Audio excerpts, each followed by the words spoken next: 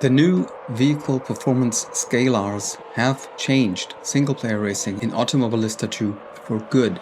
With update version 1.6.9.8, in total 5 new custom AI parameters have found their way into the sim, and 3 of them are especially interesting for single players who want to race against the AI and even elevate their experience.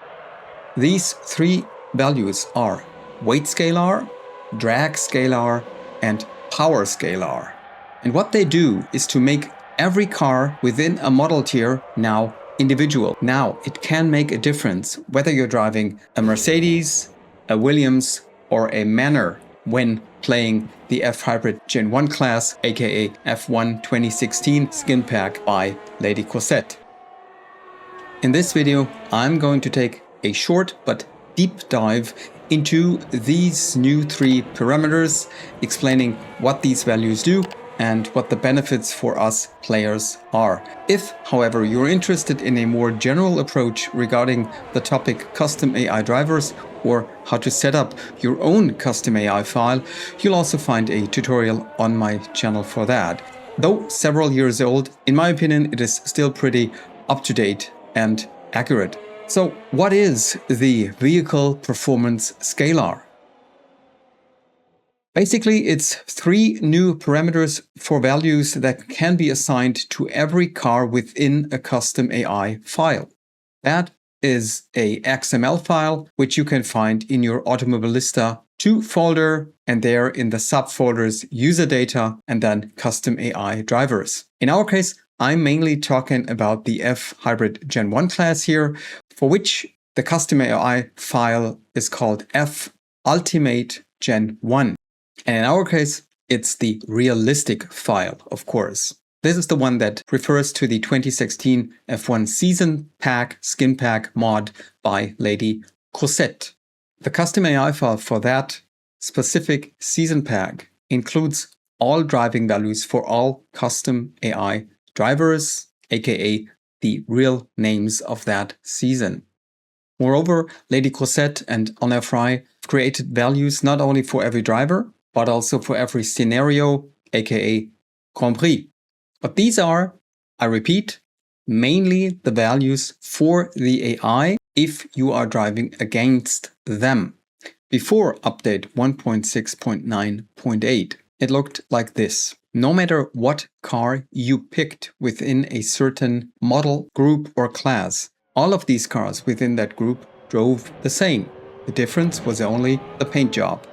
What's new now is that there are 3 new values individualize the drivers, the players' experience with every car within one model group. So what do these values now do? The weight scalar multiplies the vehicle mass. The power scalar multiplies the vehicle engine power output, and the drag scalar multiplies the vehicle aerodynamic drag. Valid values range from 0.9 to 1.1, where 1.00 means no change. In the case of the weight scalar, lower values make vehicles lighter, while higher values make it heavier. For the power scalar, it is the same range, but a sort of inverted logic here, because here lower values reduce engine power while higher values increase engine power. With the drag scalar, it is again the same as with the weight scalar.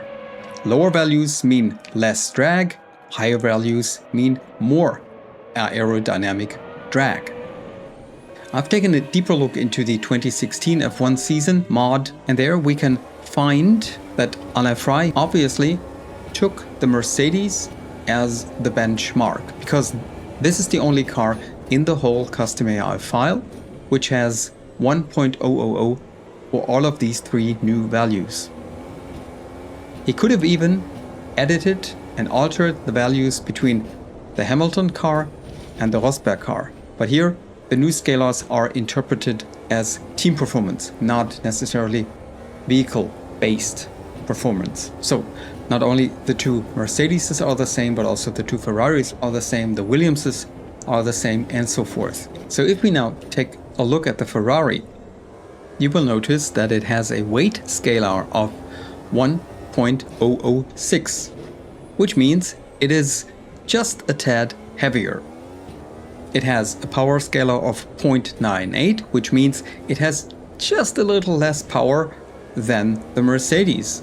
And it has a drag scale of 1.06, which means its dynamic drag is a little worse than that of the Mercedes. The Williams, on its part, compared to the Ferrari, has even more weight, has even less power, and has even more aerodynamic drag. The Red Bull, actually, at least according to the values, is even a bit better than the Ferrari. Then we've got the Force India, which is, well, worse. And then again, if you get down to the Manor, we see how worse it can get on that grid or in that field. But then again, remember, the actual range or spectrum is 0.9 to 1.1. And the differences Alain has set here are rather incremental and tiny. Actually, the biggest difference here is only 0.02, which doesn't sound very much. And that is between the best car and the worst car. So that's actually not very much, at least on a numeric scale. But, and this is great for us players, now our experience is different whether we drive a Mercedes or a Manor, especially if you're doing longer races or even a whole season. Remember though, these custom AI files are mainly community driven and come from modders. So you won't find them in the base game. And as of now, only, let's say, the biggest, most advanced mods already include these new scalars. From my experience, as I've driven the 2016 season, Dustin's 2006 season, and also Lady Cosette's 1996 and 97 season, I can state that prime goal has already been achieved. Every car now drives differently. Sometimes the difference may only be very tiny or small, but then again, it is pretty palpable. Generally though, and that's just a sort of criticism on a very high level, I still have the feeling that I'm still a bit too fast in the inferior cars. At least on the AI skill levels I used to pick. In my opinion, I'm still a bit too close to the better cars or drivers on that respective grid, and I'm usually beating my teammate by miles, even if I drive in a mediocre Midland, Williams, or whatever. But actually, I see the positive in that, because now for me, this means I will have to rethink and reassess my settings and maybe tweak the overall AI skill level and increase them by a point or two to get an even more realistic experience. Another great thing with these mods that already include the scalars is that you're completely free in using them or not. Remember, there's this thing called XML selector, and in it you can pick either the set performance mode using the scalars, or on the other hand, just use the equal values for all cars, which is the mode we used to have, where every car felt the same, no matter what livery.